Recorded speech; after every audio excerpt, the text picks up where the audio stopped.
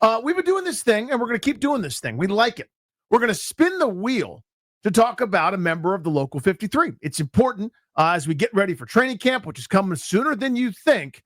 So, Darius, I don't know what player we're going to land on, but let's spin that wheel.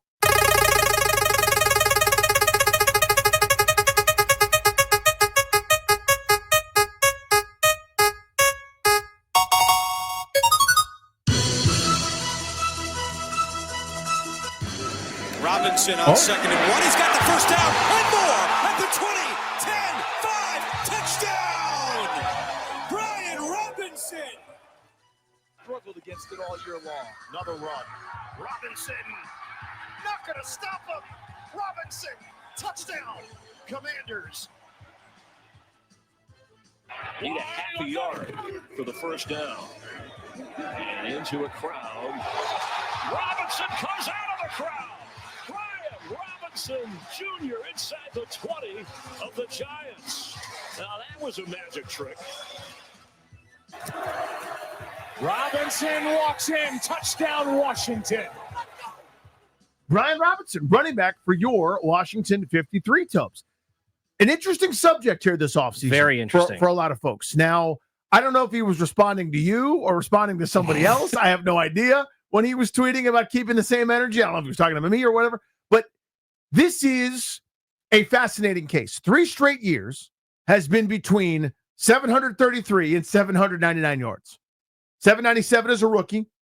Injury shortened. We all know what happened, what he overcame. Again, it's insane that the football player got shot in his knee and then played football that year. Yeah. We should always go, oh my God, that's incredible.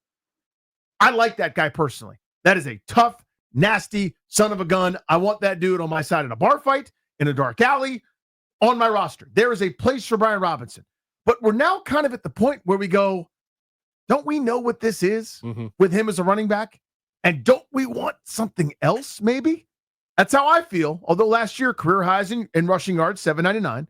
Career highs in yards per attempt, 4.3, which doesn't blow your skirt up, but still pretty good. And career high in touchdowns in 8. I would argue that's kind of a product of the system and product of a good offense, giving a guy goal line chances. But I digress. So I turn it to you, Tobes.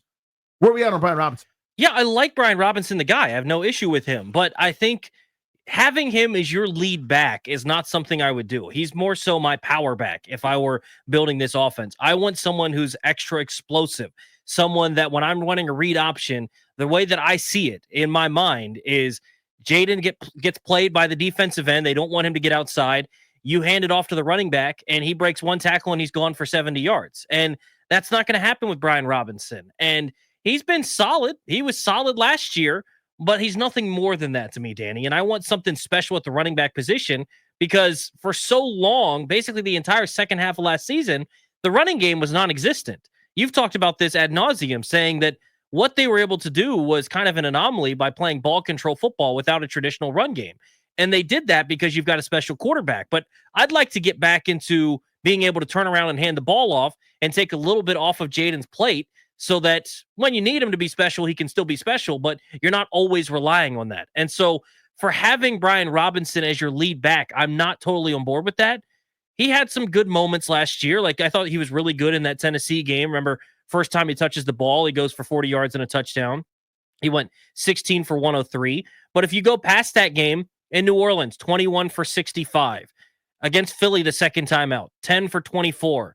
On Sunday Night Football against Atlanta, 13 for 60, and then 5 for 10 in the final week. In the postseason, he was 10 for 16 against Tampa, so relatively ineffective. He was good against Detroit, 15 for 77 and 2 touchdowns. And then against Philly in the NFC Championship, not like they were going to do much running when they were down, but 11 for 36. So he's just inconsistent, and he's not really that home run hitter. I have no issue with him being a part of the football team as your change of pace back of sorts or your power back of sorts where you give the guy 50, 60, 70 carries on the season.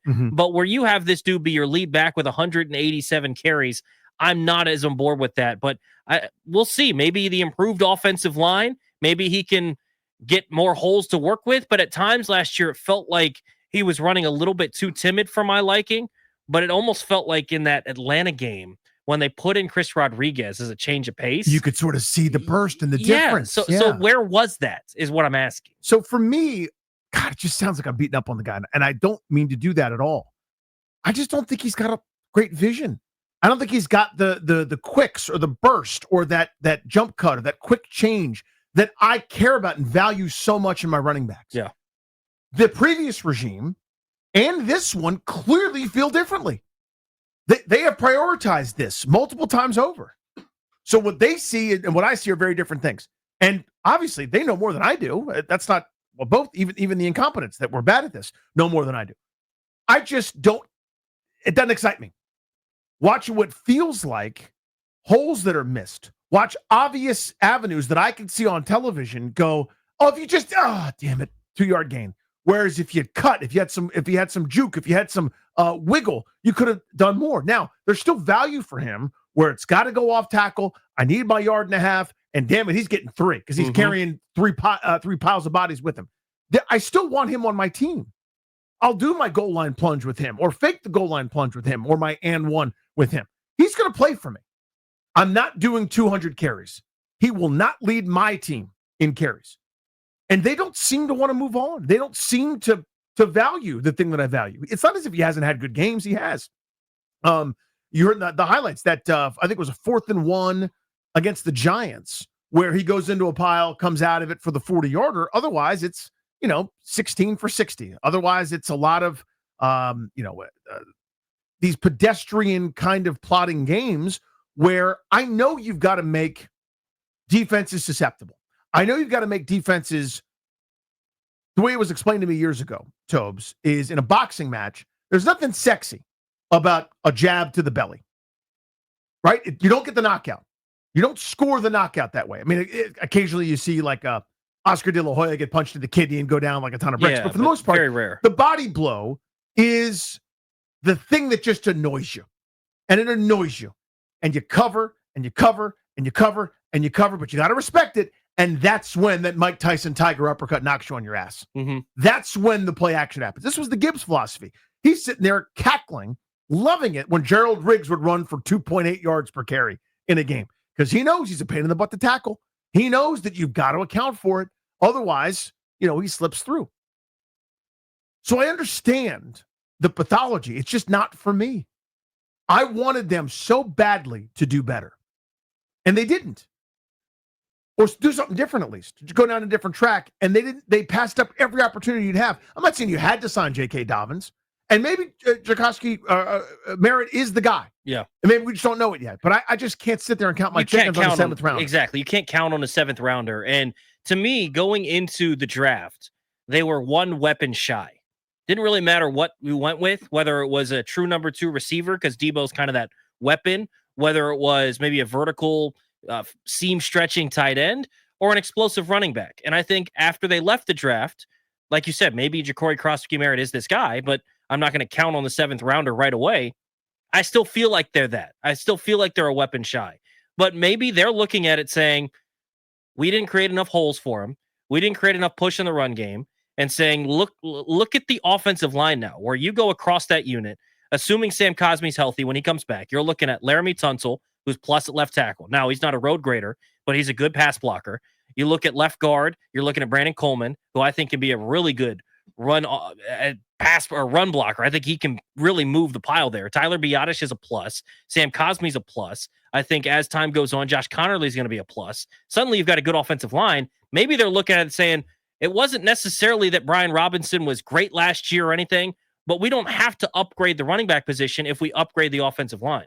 I think that's kind of their thought process, but I don't fully agree. That's what the actions say, right? I mean, it was the same thing we talked about here for weeks with the defense, where their solution to me to have a better pass defense was to have a better rush defense.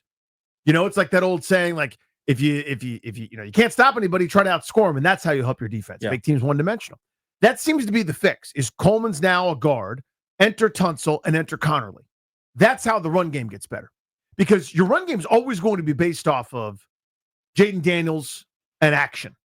So you're both enhanced by that and limited by that. It means a lot of pistol, a lot of shotgun, a lot of lining, a lot less I formation, fullback, Adrian Peterson style, lead blocker, etc. So it's a different animal, which again is more reason for me why I want a scat back. It's more reason why I want 2 Ecklers, 3 Ecklers. I want nothing but, pass catching, pass blocking, spread and space type guys. But the thought is you spread guys out and have the thumper go through the hole and try to inflict some damage that way. It's just not what I would do.